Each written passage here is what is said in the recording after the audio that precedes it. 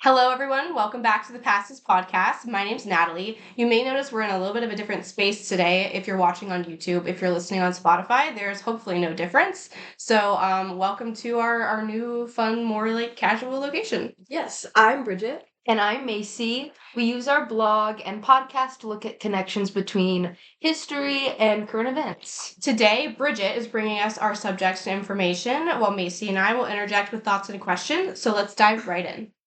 Great. Today I want to talk about Germany before the Second World War. So we all know that Hitler led the nation through World War II while committing atrocities at every level. But what I plan to focus on is the environment before the war, and Hitler's rise to power. So real quick, do we want to talk about like baseline information, like how much you guys feel like you know, or I think I know a little bit. I definitely don't think I know very much about like interwar period Germany. We talked about how like we remembered those like inflation pictures of Yeah. like kids with like stacks and stacks of money. And obviously I've heard about like how the Treaty of Versailles like affected Germany almost like disproportionately to like other Axis powers kind of, but that's about all I would say I know. That's about the same with me. I think I know like a little bit, mostly about like the inflation, the hyperinflation, but I know like much more about like the actual events of World War II. Yeah. I just asked because I know World War II is probably one of the most like common topics of history, well known. And interwar is well known as well, but I feel like much less so. And I definitely didn't know as much as I did prior to learning about it. So yeah. Anyways, let's get into it. So I'm going to start at World War One. Actually, so when World War One ended, the Treaty of Versailles imposed a new government on Germany, called the Weimar Republic. There was this idea floating around at the time that democracies don't fight each other, which is why it was put into the Treaty of Versailles. Hitler would later prove this wrong, but I digress. Anyways, beside this new progressive system of government, reparations, disarmament, and loss of territory were all consequences that Germany faced after losing the war. And so these consequences brought major problems to Germans. There was a lack of legitimacy held by the government because it was something imposed upon them rather than something they chose. There was also low morale after losing the war and then being forced to declare it was their fault in the Treaty of Versailles, like we talked about. They lost out far heavier than the other Axis powers. But most importantly, the war reparations were suffocating. Hyperinflation ensued, and in 9 years, what it was the German mark is the currency there. So 4 German marks were equal to $1 in I believe 1914, and then by 1923, 4 million German marks were equal to $1. That's So Whoa. yeah. Like you talked about, money had lost all of its worth. People like kids were playing with them like blocks. And so in summary, Germany was at a real low point here. So now let's look at Adolf Hitler. Hitler was born in Austria in 1889 and he later moved to Munich, Germany. He fought for Germany in World War One and was injured twice. He was actually recovering from a second injury when the war was ended, when World War One was ended. And he was devastated by Germany's loss of the war, but he continued working for the army in their information department after the war ended. His job was to infiltrate small political parties and encourage nationalism and anti-communism. And this is actually how he discovered the NSDAP, or the Nazi Party. He got in, observed, and liked their ideas so much that he ended up joining. He started out with propaganda and recruitment, but by 1920, he was their chairman. That's funny because I always thought that like Hitler started the Nazi Party, but it existed before him. Is what you're saying? Yeah. So it's a common misconception. I feel like those two are so associated with one another. You would think that he's like the mastermind of all those ideas and the ideology itself, but no. It was started like I would say in the immediate post-war, and it was mostly by a group of like World War One veterans. So World War One veterans at this point were, especially like in Germany, were incredibly disillusioned demographic of German society because they lost the war and their like society was suffering so much at the time. So yeah, he actually joined rather than creating it himself. Interesting. I've always thought I that. didn't know that either. Yeah. Okay, so let's jump to 1923. Hitler is inspired by Benito Mussolini's March on Rome a year prior, where Mussolini led a bloodless coup to take control of Italy's government. So, aspiring to take power in his own country, he launched the Beer Hall Putsch in November. Essentially, the Nazi Party leaders marched into a beer hall in Munich, declared the Nazis now controlled the government, and detained Munich's leadership. So then they forced them to enlist in their cause, which the leaders pretended to do. But as soon as they were freed, they turned the Nazis over to the police. Hitler went to prison, and this is where he wrote Mein Kampf, which I'm sure is something that you guys are more familiar with. So that failed. It's another common misconception that Hitler seized power by force or illegal means, and that's probably the story that we want to believe, but it's not the way that happened. So through the 1920s and into the 1930s, the Nazi Party started gaining a large minority in Germany's parliament, but they have a multi-party system, and so it's not easy to get a majority there. So they formed a coalition government with right-wing parties who pressured the president, Hindenburg at the time, who is a conservative, to appoint Hitler as chancellor in 1933. So I think like naturally this kind of brings up the question, like if Hitler gained power legally, like how did he turn the German government like into a fascist dictatorship? Yeah, it's a fair question. So in a stroke of luck for Hitler, essentially, the Reichstag, or Germany's parliament building, was set on fire and burned down in February of 1933. So like right as he's coming to power, this is happening. And for context, in Weimar Germany, there's a president and a chancellor, like I'd mentioned. The president has more power than the chancellor, but tends to do less. And so when the Reichstag burns down, Hindenburg, the president, declared an emergency, which granted Hitler, the chancellor, emergency powers. Immediately, Hitler blamed communists for the fire and outlawed other political parties besides the Nazi Party. And this was the pivotal moment when Nazis consolidated their power. So what are some other things that happened while Hitler was in charge before the war? Yeah, okay. First, let me mention the Hitler Youth. So think Boy Scouts and Girl Scouts, but with Nazi indoctrination sprinkled in. Not great. Yeah, no, it's not. But it was just marketed in a way that was very like ideal for everyone. Like people liked it. And so the programs weren't mandatory, but highly encouraged and highly participated in because they were so liked by everyone. And so for boys, you do normal projects that you would think of with Boy Scouts, but you also learn how to shoot a gun and things like that. And for girls, physical health is emphasized because their role is to have children for the Fuhrer, which is a little weird. Yeah, just a little. Oh, that's odd. Yeah. Why do you like think Hitler found it so important to like implement this like indoctrination at like I would say like the lowest of levels, like children? Like how is this used to spread like Nazi agenda? It's definitely something we should consider. I think, in my mind, it makes sense for him to do that because children's minds and beliefs are most malleable. Persuading and propagandizing the young is easier compared to people like adults and older generations because they don't have the same experience and wisdom to base the truth off of. And by indoctrinating the younger generation, you assure the longevity of your regime. So he was investing in his future, essentially, and creating future soldiers, mothers, and overall Nazis. And so at this time, Hitler also addressed the economy that was struggling through the Great Depression, and he actually made good strides to fix the economic burdens that Germany was experiencing. So the country was able to mostly lift itself out of the Great Depression by the mid 30s, which is definitely earlier than the United States, by the way. Yeah, so were there people in Germany that didn't really believe in Hitler's like nationalistic, xenophobic, anti-Jewish ideas, but were more supportive of his economic policies? Yeah, there was certainly a demographic of Aryan Germans who were happy that Hitler was improving their lives. They weren't suffocating or suffering from the discrimination that they were, and they were also seeing these economic improvements. So they didn't agree with the anti-Jewish rhetoric or policies, but they kind of looked past it because their lives were improving in other ways, like the economy, for example.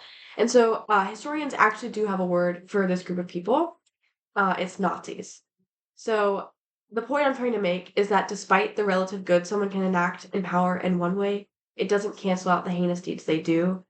But that's not to say that there weren't this group of people. There definitely was a phenomenon of people who were Aryan Germans enjoying what was happening. Yeah, and still they're excusing like Yeah, they terrible, didn't like terrible it, but they were beliefs. Yeah. certainly looking past it. Yeah.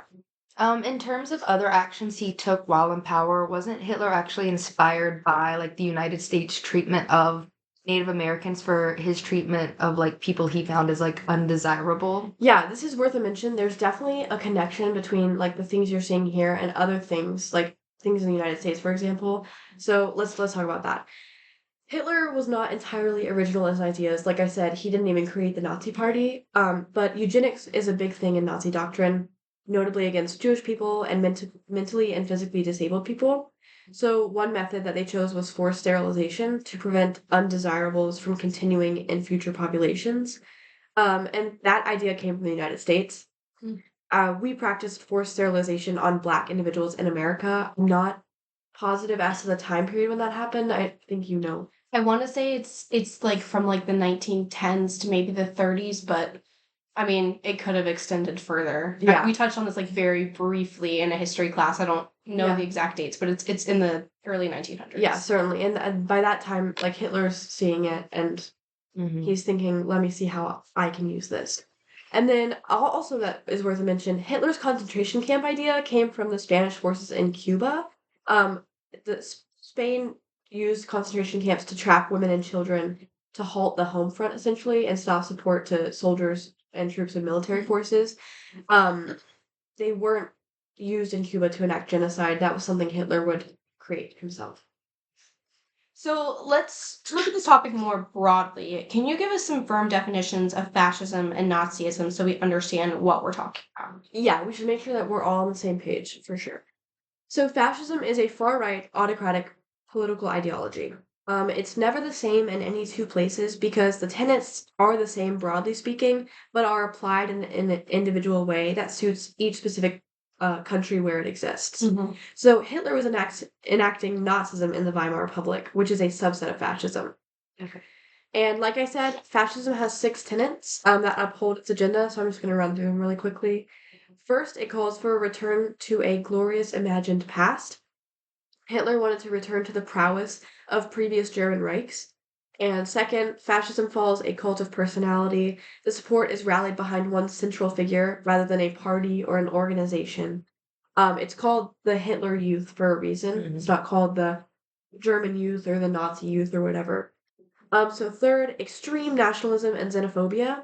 Nothing unifies a country more like an outside threat. And so if you can convince people that there's an other among you that's harming your society, they'll follow what you say because you can defend it by saying that you're just protecting them from this threat. So the things you're doing are justified by this fighting an outside threat.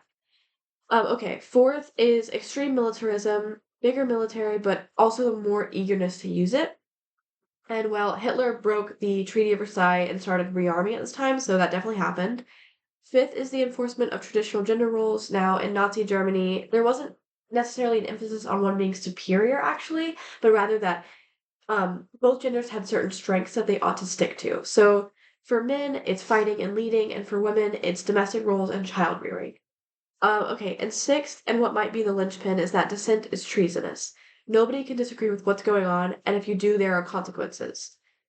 Okay, so do we want to stop here and think about how this connects to anything else in history or in current events or? Yeah, so I don't if you're watching on YouTube, you're probably catching the looks Macy and I are giving to each other while Bridget was explaining these tenets, and if you're listening on Spotify, Macy and I were giving each other looks while Bridget was explaining these. Um, yeah, so we're going to tread lightly here as we draw some connections. First, I want to be clear that there is no one in current times that carries the level of absolute evil that Hitler did. The atrocities that Hitler and the Nazis carried out were a display of evil that we do not wish to compare anything to. While we draw conclusions or connections, we're not equating the scale of anything that we've looked at in this case study, nor we define the things that we're comparing in the same way. I wanted to give this disclaimer before we hop into current events because I think we will be talking about the current situation going on in America. We want to be clear that we do not think America is under a fascist state whatsoever. There are some concerning things to be aware of, as Bridget just listed, those tenets of fascism that we should be observant of as we move forward through the next 3.5 years. Yeah, and that's very important. Hitler's Nazism will never exist in the same way, and we would never argue that it would. Yeah. Fascism of that scale is unprecedented, and yet in any system, fascist or not, comparisons can be found. So Macy, do you want to start off with that question that you had a couple days ago? Yes, I would love to. Okay, so kind of going along with the targeting of education we talked about earlier, In what ways did the like Nazis do this, and how have fascist regimes after like Cambodia, for example, modeled themselves after this? Good question. Yeah. Do you, Hmm. I always think of like the first thing that comes to mind to me is what I've learned about like with Hitler targeting academics as well as Pol Pot in Cambodia targeting academics as well. I mean, there's many reasons why that's a thing. Like you want to target the people that are knowledgeable and are most likely dissenting. Is there anything you want to add? Yeah, so definitely, and this absolutely happens in Nazi Germany for sure. One of the things that just comes with fascism generally is waging war on the academics. Those are critical thinkers who can provide critical opinion and dissent. Like they can critically think on what you're enacting and be able to logically come to a conclusion that this is wrong and this is just not right. And so usually they're one of the first groups that regimes would go after, fascist regimes. Yeah. This definitely happens in Germany. Academics who dissent are usually first lose their jobs, then they would lose their property or such, and eventually they disappear. And the idea is that they go to concentration camps. So this definitely happens in Nazi Germany, and we did also talk about in our Vietnam War class that this happened in the Cambodian We genocide. talked about like people who even just wore glasses were seen as like intellectuals. I don't want to like overstep, but do you see any kind of, I like how you put that, like war being waged Waging on war, like yeah. academics? Do you see that maybe in any modern countries right now? Yeah. Ideas of that. I don't want to say that they're Yeah. I mean, I won't beat around the bush. Like, I think that it's something that's openly going on in the United States is targeting of, as of right now, I would say it's more so universities rather than like individual professors. Yeah. At this point. Yeah. I'm That's sure a there's key like, difference. I'm Yeah, sure there's I would some agree. like individual instances where like a professor's been reported because of X, Y, and Z. But on the whole, like what's being reported on the news is this targeting of like academic institutions that's not complying with the administration. I agree. And I'd say, I mean, I think this definitely happens in like STEM research too. Like, I'm not going to argue it doesn't, but I think we see this specifically in the humanities, in political science, in history, in those kind of fields. And I think that's often because those are the people who study things like this. Yes.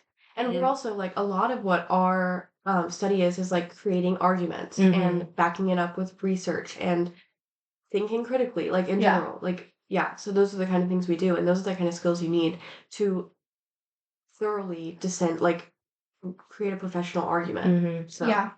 Do you think academics are also like targeted because often they have the ability to like, I guess, spread the information almost? Like they kind of have an audience. Like, I mean, we talked about like how Hitler had Hitler Youth because children were malleable. Do you think like professors, obviously like college age children or like high schoolers or like older than like Hitler Youth, but do you think that's also like, I think there's often this idea, and maybe it's on both sides, but I hear it more from the right that like kids go to college and get this communist education. Indoctrinated. Yeah. I guess I'm kind of seeing those ideas. Yeah, well, and even if you take it down to like the grade school level, there have been people that have suggested that we put cameras in teachers' classrooms to make sure teachers are following what's like right. Yeah. Which I mean, I don't know of an instance where that's happened.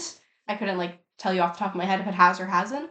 But like even this idea of like we need to monitor our teachers, like our education is scary. Yeah. and like you're right, they do have a key audience. College age kids are older than like, I mean, I would argue that they're still malleable to an extent, but definitely less so. But like academics of that kind already have a built-in audience, and like you're right, like the Nazis want to police like what are those people teaching their students, like what are they saying to them? Because if you're going along with it and you're saying we should all jump on this train of Nazism or whatever, of course they'll want to keep you. They want to continue that indoctrination, but if you're not, you're definitely not favored by the Nazis. I'd say I guess also like college professors, like college age like students are more likely to be able to like actually do something against maybe like a government. Like I'm thinking of like the Young Turks in Turkey. So that's kind of like Going a even little in, off like, topic, draw but that's connections, anywhere. even in modern day, like what we saw in Nepal a few weeks ago with like Gen Z, Yeah. like overturning their entire government Mhm. just based on like, I mean, I think they did most of it on social media. Yeah. That like college age, like it's a critical age. Yeah. I mean, we saw Very, very how care. this administration and the US in general reacted to like the protest on college campuses about Gaza. Mm-hmm. Yeah. The crackdown on that. So Yeah. Yeah, definitely those are all like very key like connections to draw, and they can all be seen in Nazi Germany. Mhm. Yeah, so I want to go back to the first, I think it's the first one, the first tenet of fascism, Okay. the calling for a return to a glorious imagined past. Mhm. This, if I'm not mistaken, like what comes to mind here is like making something great again. Yeah. Which- So I looked into this, and I never saw any evidence that Hitler used that as a campaign slogan. But like that was the idea of it. So Okay. like this is called the Third Reich because it's the Third Reich. So Yeah. there's two previous that he's like, oh, remember like when we were so great and so powerful. He wants to get us. He wants to get them back to that. Yeah. So it's definitely that. Yeah. sentiment. So the other make something great again is of course what President Trump ran on. I think both times was the main Mhm. slogan. Mhm. And then this has turned into a much larger movement where I think, I mean, when I refer to Trump supporters in like just a colloquial sense, like I say like MAGA, like Mhm. their whole movement has kind of like epitomized them as like individuals, and that's the front, like it's the MAGA front. What does that mean to the two of you? Make America great again. Like, what do you think what does that mean to them? And then what does it mean to us as people who are obviously not Trump supporters? Shocker, spoiler if you haven't been aware. I think what it means to me about meaning to them is that it's gonna sound so convoluted. It means something different to everyone. Yeah. Like I think that's the point of it. Like, you Mhm. want it to be vague enough So for it people to can like relate. you can just Yeah. insert what you think, because if like he's never going to unite every person behind a single year. Mhm. But if you can just say, remember the good old times, everyone can just be like, ah, the good old times, and whatever they think the good old times are. Yeah, let's get back to that. So Yeah. it's purposely vague. Yeah. I know when we were talking about this the other day, I said that like I felt like it had two meanings, and Yeah. I still very much feel that way. Like I think there's one of what they present it as being like, oh, like when America was great, like we're thinking Ronald Reagan, the 80s, these like conservative economic policies. We could afford eggs. Yeah, we could- like yeah. I think that's kind of what make America great, what they want it to not like pretend what it means, but what they put out that it Yeah. means. Yeah, the public perception. Yes, but then I think there is another level to that of what it actually means. Mhm. Because like when you think about Make America Great Again, who has America been great for in the who? past? Yeah. Yeah. For women, for minorities, people of color, for like non-straight people, America has not historically been great to Mhm. those groups of Yeah. people. And there's still strides to make towards like the perfect. Yes. I mean, I don't even know if we'll ever reach that, but like yeah, because we still aren't even there. No. Yeah. So I think adding in like the word again, because like I like Make America Great, like everyone can get behind that For idea. sure. I want to make America great. I think adding in the again gives like a good clue on who his target audience is. Mhm. yeah. It calls to a certain Yes. group of people. Because again, I personally can't look back at any time in American history and think this time was great for everyone Yeah, in yeah. America. And, Well, you know, we study that includes history. today. Yeah. Yeah, and so like that's true for all times. Like Yeah. so. Yeah. And I think that slogan is an easy way to stop trying to work towards progress. It's Mm. like we've talked, I mean, we're in history classes, so we've heard like how there's this idea for a lot of people that like history is this like linear path that Yeah. goes up, and that's not Mm-mm. that spoiler alert, that's not how history works. It's like a pendulum, is that Yes, that's where it how swings it's back and described. forth. And I think the slogan Make America Great Again like lets America be like, oh, we're not gonna like work towards going up, we're just gonna regress. Yeah. Which I think at least us three agree isn't really the way we would like to see our country go. No. Yeah. Forwards, not backwards. I guess this is more of like a personal question, but I'm gonna pose it anyway. Do you all feel scared that like the United States is descending into fascism? Like, what's your like nervous level of like, do you see this as like a real threat, or is this just something that like, because I run the line between like, there are some things that I see that are very concerning, and then there are some things that I'm like, because this is on the 24-hour news cycle, like I am wondering how much is just like Sensationalized. sensationalized. Yeah. So what is your fear level there? Okay. You go first. So I didn't actually mention this yet, but what got me into this topic is that I'm taking a World War II class this semester, and I've really just become, I really have just come to love like learning about it. The class is great. I love the professor. It's been a great class. And my professor used to work for the military. He used to teach for the military. And I really think the way that he puts it is what I really feel and like resonate with. We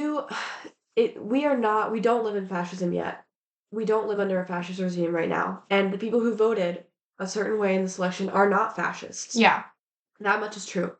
But we can't afford for these signs to be lost on everyone. Because, like, you can't turn a blind eye. Yeah, like, we can't just say, okay, well, it's not happening. That's point blank, period. Like, you can't afford to miss these signs. Yeah. I think I don't know if we're the closest we've ever been, and that's not to say that we're extremely close. Right. But we're closer than we have been previously. Yeah, we're uncomfortably close. Yeah, and there needs to be a certain awareness, like, there needs to be a certain awareness that you have. Yeah. And moving forward, and just knowing the history is very important, obviously. And yeah, we can't call it what it's not, but we need to have some level of awareness. Yeah. I'm like right there with you. I think there's a lot when you read those tenets of fascism, I'm like, okay, I see this again, I'm not at all arguing that we are living under fascism. I don't believe that. And I liked what you said about like people being aware of these, because you said earlier, you talked about how like there were people in Germany who didn't agree with maybe Hitler's extreme policies, but his economic policies were benefiting them. So therefore, but those people are Nazis. And I think, that's a important like thought to have in the back of the mind of like, even if my life's improving in these ways, in what ways are other people's lives not improving? So I agree with there are things happening that I see in these tenets. Yeah. Not that they are like turning America into a fascist state. I mean, this morning I was reading the news and saw that like the White House is like cutting off certain like news groups from the briefing rooms, and we're like, okay, this is treasonous. Like we're seeing kind of that. But I also as a person tend to lean on the optimistic side of life, because like I think at this point you have to. Like you gotta laugh or you'll cry. What else are you gonna do? So I do have some hope that the safeties, the checks and balances in play will prevent certain things. I think there has been a lot of like negative reaction from even like Trump supporters on certain Trump policies, which like even recently I've seen the No Kings protests have given me a lot of hope. So and I've seen recently, like literally yesterday on TikTok, so take it with a grain of salt. The source of all sources. Yes. But people that voted for Trump being angry about his deal with, I think it's Argentina over no. Is it Argentina or somewhere else? I think he might be right. Somewhere, a South American country with a deal over buying more beef from them. And so American cattle farmers that voted for Trump are kind of taking to social media consequences and saying, we didn't vote for this. We voted for American products to be in grocery stores. But the whole thing about buying foreign beef is that it's going to help our grocery prices go down. So it's this balance of like, It's so complicated. Yeah. It is. It's entirely nuanced, and like you could like. There's also been a lot of outcry and like pushback over the Epstein files. Like Yeah. like there is a level of resistance within even his own followers that Right. does provide some of the allowed dissent that Mhm. keeps it from being entirely what we see here. Yeah. And so I like what you said about like the checks and balances sort of, I mean, still being, of course, part of our government. Yeah. And I think that's something to kind of calm your mind right now, how like if things get worse, like there is going to be a way for the government to step in and say this isn't, this is unconstitutional, X, Y, and Z. Bridget, you said something earlier when you're kind of going through this whole laying out all this information from us, and I'm trying to remember it as I'm speaking. You said that sometimes we think that Hitler's takeover of the German government and like it wasn't this like huge violent thing. It was a very procedural and almost normal. It was normal procedure. Yeah, he was elected, or sorry, he was appointed legally through procedure. Yeah. There was no illegality or corruption within it. The Nazi Party gained in their parliament, created a coalition, as is the procedure for their multi-party system parliament, and they convinced the president to appoint him. Yeah, completely legally. And but so yeah, our idea of like wanting this to be some type of like, because I guess the way that I remember it, like being taught to me was sort of this like Hitler just came He in came and in took and over. he You took have to do over. what he Yeah. says. and Yeah. we almost want that to be the case. Yeah. Yeah. Because It makes it easier to look back on and Well, and- almost separate yourself from. yeah, and be like, I well, think it can't the happen people here. would never have let this happen. Yeah. and all. Yeah, yeah, but and they did, which is important. Yeah, and I remember feeling that way, like high school or whatever, when you're learning about it, and you have this idea that the way that he came to power was this huge storming in and seizing, And no one could do anything. Yes, and that's what I remember believing before this class, and so like my professor emphasized, like this was a legal procedure. Like he didn't seize power, he tried, he failed. 10 years later, it happened legally. So yeah, I said like it's probably the story we want to believe, and then I kind of blew past that. But you're right. We have to think for a minute that going through the way that their system works, the people and the representatives of the people chose for this to happen. Right. And he had been part of the Nazi Party at this point since 1918 or 1919. They knew what he was associated with. He had tried to stage a coup, and they elected him. I Similar. I just got that. Yeah. Like these people were aware of what they were and of what he was. And this happened anyway. The politicians allowed this to happen anyway. And so something else that my professor says is that, hold on, I'm just trying to find it. I just lost my train of thought. Go ahead. Oh, sorry. I've been thinking about this the last week since we first like kind of went over this all together. This idea of appeasement. I think we all have either minors or majoring in like political science international. So we've all heard appeasement. Do you want to describe like your majors really quick? Like what do you Yeah. Your minors, I'm a history major at Virginia Tech. We all go to Virginia Tech, and I'm minoring in international relations and also national security and foreign affairs. I am also a history major, and I'm minoring in international studies. Okay, and I have dual majors in history and political science. Go Natalie. Yeah, that's us. I just wanted to frame that as like what we're we not. have like we're like not qualified. No, we're not qualified. We do this. Yeah, go ahead. But this idea of appeasement, I think when we hear about it, we hear about like Neville Chamberlain, I believe it's Chamberlain, yeah. Yeah, was the Prime Minister of Britain when World War II broke out. He like goes to Hitler, Yes. they meet, and he makes this deal, and he's like, I'm saving us from war.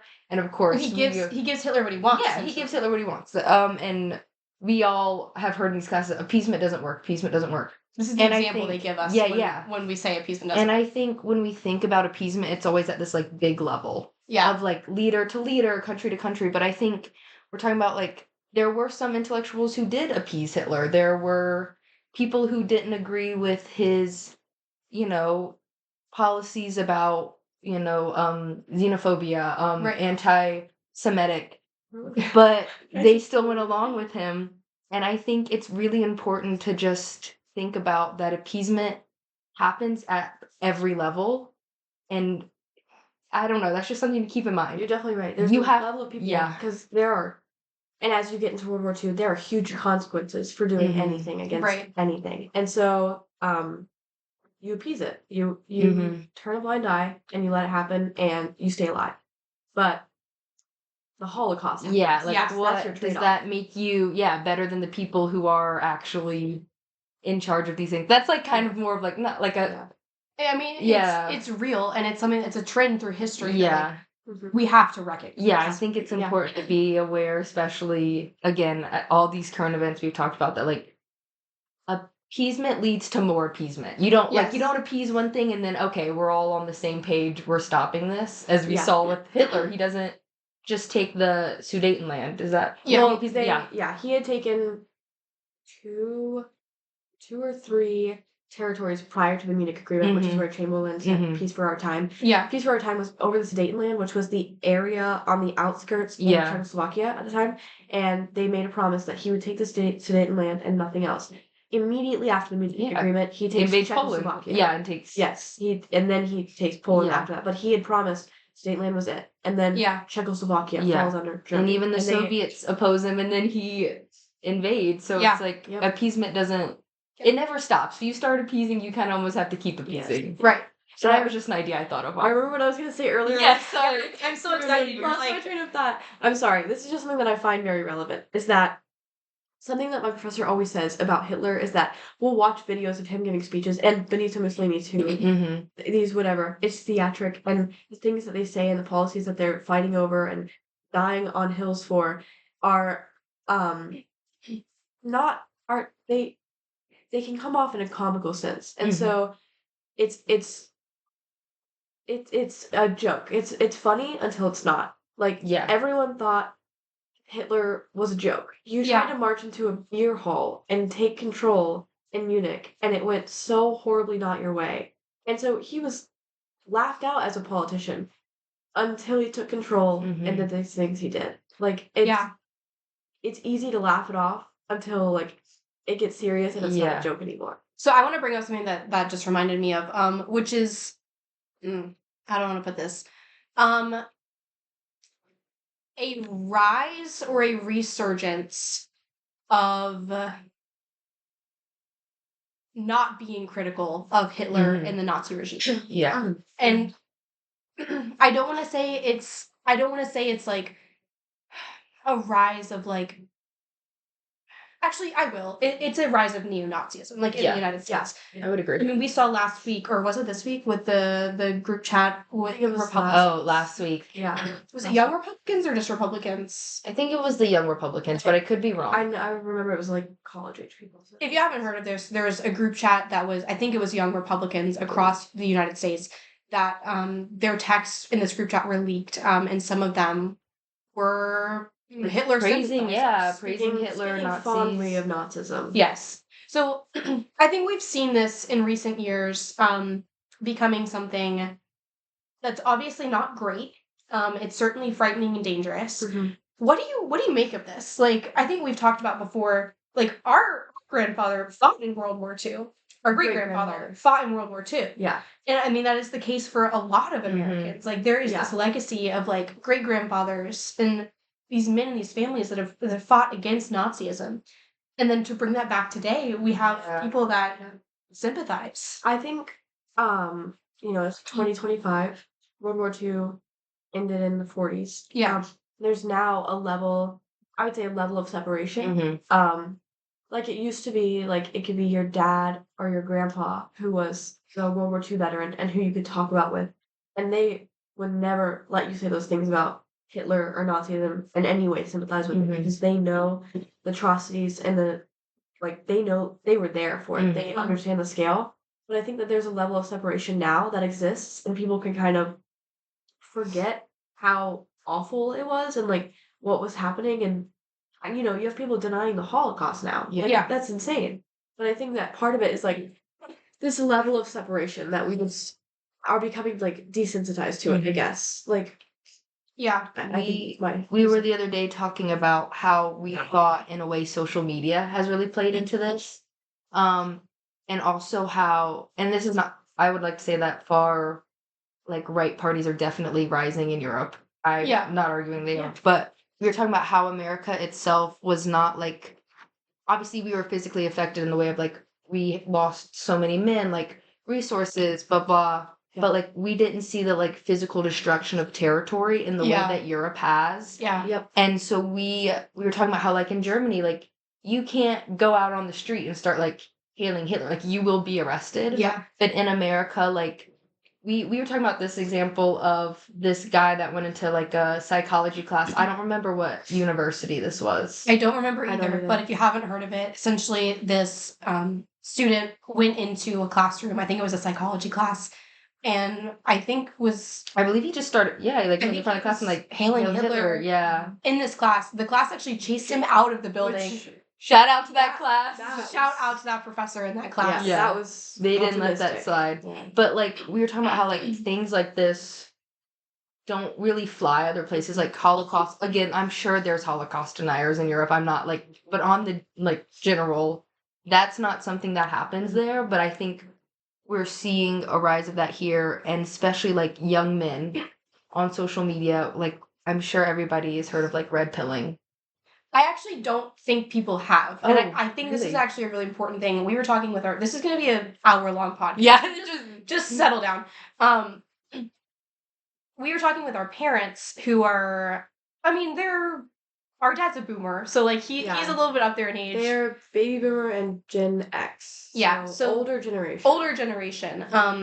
And I know we didn't want to talk about this, but I'm going to bring it up anyway. When the Charlie Kirk shooting happened, there was a lot of rhetoric on the internet about if the shooter was this like left-wing maniac, and then among the left there was kind of this idea of like, was he red-pilled? Was he like so far down this like pipeline of like alt-right that somehow he was against Charlie Kirk? Yeah. And so when we described this to our parents had really no idea what this this red pill, like, I'm looking for a word that's like Pipeline almost. pipeline, Yeah. but like even what it is and like how it exists on the internet. Because if you think about it, the people from an older generation are not. That's seeing true. this. Yeah, in the same way that we are. So do you feel like you can explain a little bit of like what this is? I'm not gonna like give like a perfect definition, so It's something you should don't look dislike into. the video because or Bridget's looking it up, so Yeah, maybe go ahead. but it's kind of this idea of like, and I think we see it mostly in young men. Obviously, there are plenty of young women. Again, I'm not making general statements, but young men who like through like very like start slowly, I would say, Yeah. through the internet, like become more familiarized with like this far right Radicalized. rhetoric. Yeah.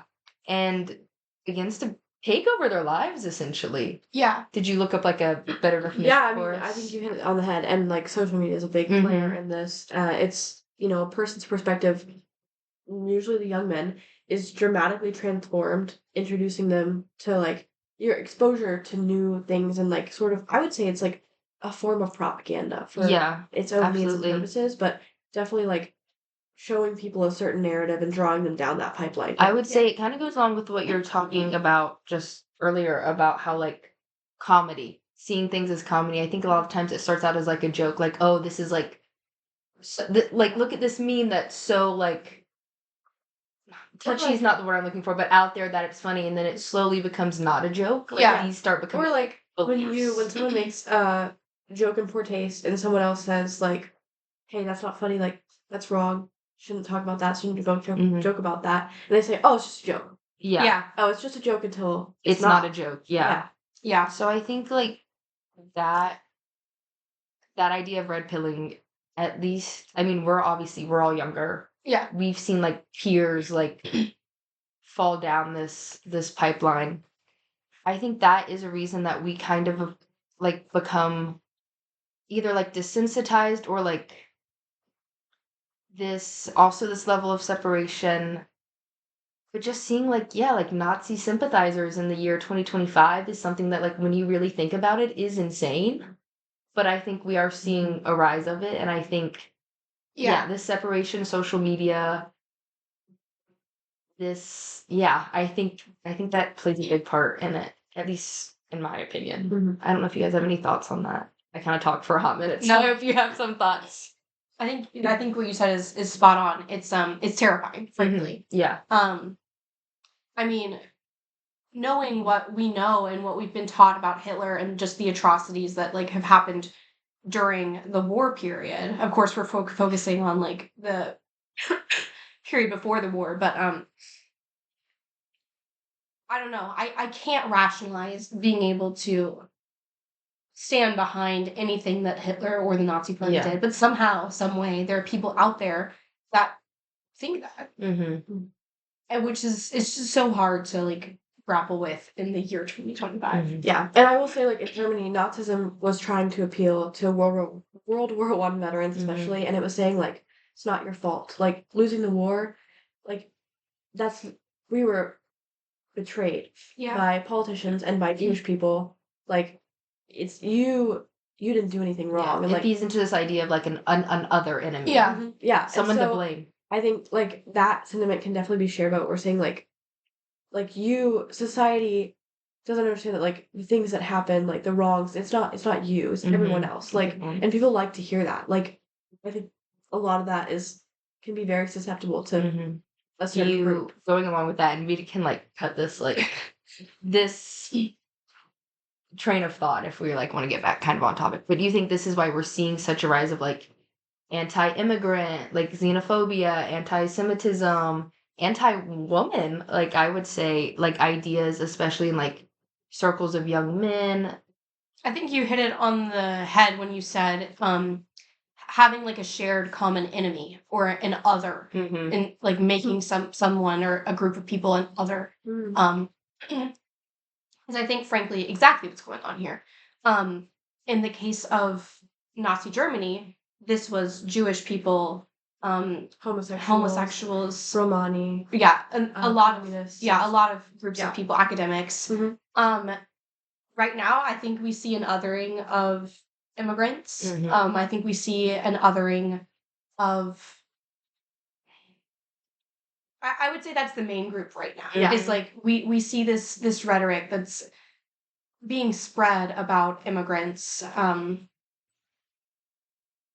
and with these ongoing ICE raids in places, I would say that's the main connection that I can draw. And so, like what I said a minute ago, like think of it this way, like it's not your fault you can't get a job. An immigrant, It's like somebody that's the else's, rhetoric yeah. now. So it's like it's trying to like reassure these people and say like if you come with us, like we'll make sure like it's not your fault, like it's everyone else's fault that the world isn't going your way. Like it's things like that. Yeah. That can be really dangerous. And I know we talk mostly about the United States because obviously we live in the United States. We Yeah. know more about it. But I'd just like to like a little caveat add that like these anti-immigrant thoughts are actually like very much on the rise in Europe as well. Yeah. Protest in like Britain. There's also like a lot of Germany is unrest, in Germany Yeah. because of Turkish immigrants. Yeah. And I just think, it's an important idea to like have in the back of your mind because I think it's almost like slipping into like media and like popular thought in a way that can be very scary when you look back and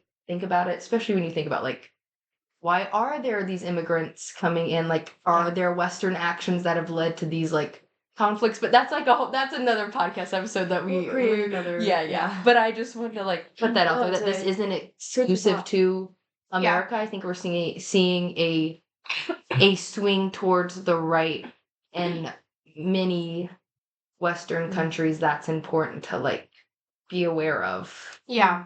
This swing that's certainly to the right, and we've seen that with, and I am going to use the United States as an example.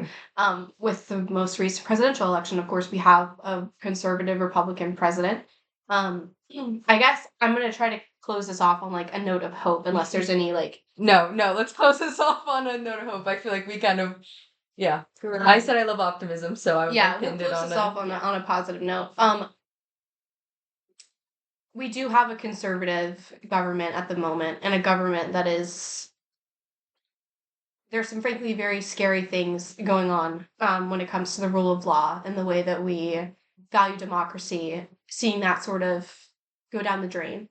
I will say, history usually shows that when the pendulum swings one way, it always swings back. So I have no doubt that with the upcoming midterms, and then eventually another election. Yeah, we're in Virginia, so we all we are very excited. important election going on in Virginia. If you're in Virginia, Yeah, get make out sure and you get vote. out and vote. But I do think that there's certainly hope that like this is not. I don't believe This that isn't is the our end of future. times. Yeah. Yes, I don't believe that like what we see here today is like our future, and by any means, like the United States is going to like fall to fascism. Yeah. We can and we will like come back. Yeah. Yes. If you like if you fall into like a deep hole of like you can't do anything about it, that's what leads to like Yeah. I think it's important to have like I want my country to look better and work towards that. Yeah. And I think we can that's a middle ground for many Americans. Yeah. So I think key takeaways from today are recognizing what fascism looks like and kind of where we can draw comparisons, because that is really important to not just say like, well, it's not happening. Like you can't claim that. It's very evident that these things are happening, but also not to fall into this depressive hole of, oh, there's nothing we can do. We're just destined to become a fascist police state. Yeah, or to like say that we are now. Like this is not that. Yeah, we're not there yet, for sure. Anything else you guys got? No, I think you summed it up very well. Yeah, I think that was a good Okay. So thank you all so much for listening to this rant of ours, just about everything that's important to us. If you're listening on Spotify, make sure you check out our YouTube where you can see our lovely faces. And then if you're listening on YouTube, make sure to check out our Spotify. It's super convenient. You can listen on the go. Yes, and we also have a Substack with a plethora of blog posts for you to comb through if you're interested in more content.